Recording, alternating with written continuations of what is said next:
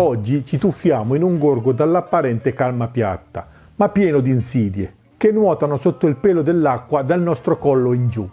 Spesso, traditi dalla facile geometria delle cose, si può facilmente cadere dentro al baratro della banalità. Quanti di voi si sono domandati o sentiti dire sì, il blues, la pentatonica, 3 accordi, le 12 battute e quindi su e giù per questa scala democristiana, tanto le note sono sempre giuste su tutti e 3 gli accordi, che ci vuole improvvisare sopra un blues?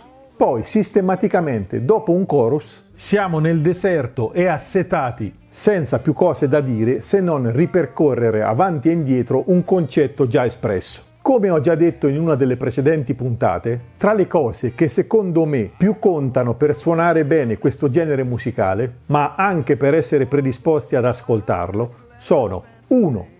L'ascolto, la palestra più anarchica e libera che ci sia a disposizione, che ci consente di formare le nostre orecchie e metterle in contatto con la nostra percezione, che è sempre soggettiva ed unica.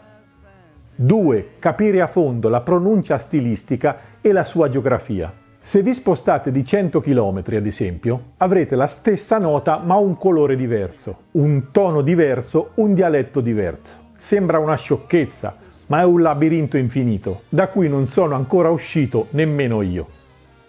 3. Riuscire ad apprezzare il valore dell'aria da inserire tra una frase e l'altra, aria che si deve fare respiro.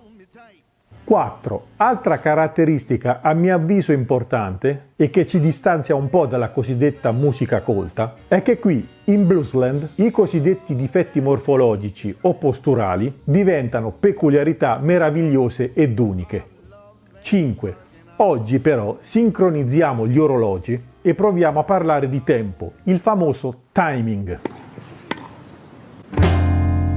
Una delle cose più difficili da imparare nel tennis non è la tecnica e neppure il gioco di gambe, bensì il timing e la gestione del ritmo dei colpi. Il termine timing fa riferimento alla sincronizzazione dei movimenti che il tennista deve mettere in atto per colpire la palla con la racchetta. Inoltre è importante notare che alcuni errori che spesso vengono considerati frutto di problemi tecnici hanno come causa primaria un difetto di timing, che a sua volta ha generato un errore tecnico. Se avete iniziato ad esempio a giocare a tennis in giovane età ed in modo assiduo, il vostro timing, la vostra capacità di leggere la palla ed il vostro ritmo di gioco saranno migliorati con il tempo in modo naturale e spontaneo, senza che quasi ve ne siate resi conto. Ma se avete iniziato in età adulta, potrà esservi molto d'aiuto eseguire degli esercizi per migliorare quell'aspetto.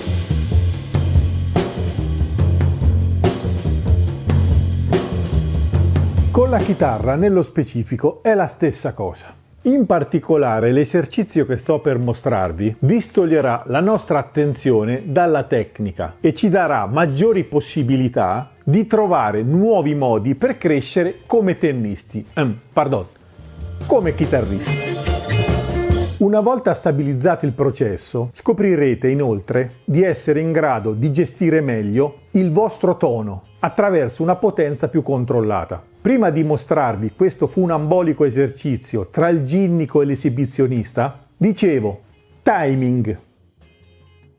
Ogni nota, ogni sillaba cantata, ogni colpo di rullante, nel blues, nel jazz, eccetera, è percepito come indietro. Avete mai sentito parlare di questo concetto? Se un collega, o peggio, critico d'arte, vi dice «Oh, tiri indietro», lui spesso pensa di insultarvi, ma vi assicuro che in molti casi è un complimento, in quanto è lui che sta tirando avanti. Nella black music, tirare avanti è come soffrire di eiaculazione precoce. In molti casi mi sento di dire di essere una specie di sessuologo musicale di fiducia. Come dico scherzando spesso ai miei allievi, non dovete mai avere paura né dell'ombra del mio naso né della mia mano che vi trattiene per la camicia. Comunque, in questo caso, il compito fondamentale ce l'hanno, che se ne dica, i ritmici. Se basso e batteria tirano avanti, siete spacciati. Sarà sempre come salire su di un treno in corsa. L'inerzia vi trascinerà in avanti fino alla fine della canzone. Ma non diamo sempre la colpa a loro. La chitarra, poi, è istintivamente sbilanciata in avanti. Come controllare questa postura? avete due strade. A. Sedute di yoga musicali, seduti su insidiosi vetri di Murano. B. Ascoltare tanto, anzi tantissimo, gente come T-Bone Walker. Direi che l'opzione 2 è la migliore. Come dicevo prima, un esercizio per imitare innanzitutto T-Bone e il suo timing è suonare senza vergogna davanti allo specchio la chitarra dietro alla testa. Questo è un esercizio che faccio fare sempre ai miei allievi, che parte timidamente alla T-Bone Walker e finisce nel migliore dei casi in spaccate alla Chuck Berry.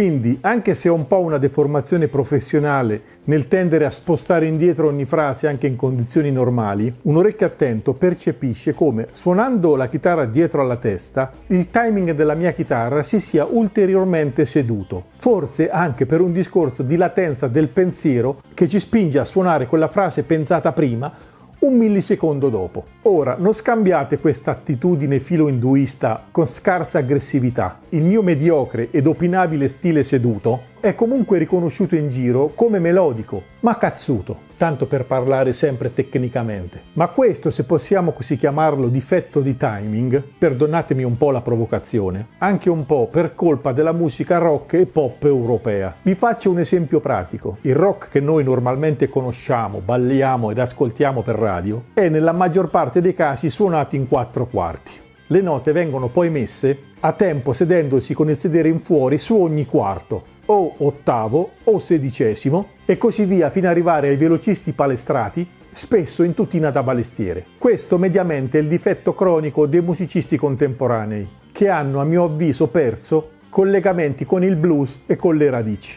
Altresì gente come Rolling Stones, Beatles, Jimi Hendrix, Dire Straits, Mark Knopfler, Eric Clapton, Richie Blackmore e i Deep Purple, Peter Frampton, David Gilmour e i Pink Floyd, Robert Plant, Jimmy Page, i Led Zeppelin, Jeff Beck, Stevie Wonder, Rogers Nelson, Prince, lo stesso Michael Jackson, eccetera, anche se figli, o meglio dire nonni, del mainstream, hanno fondato sul blues e sulla black music le loro peculiarità. Ed aggiungerei sui propri difetti stilistici.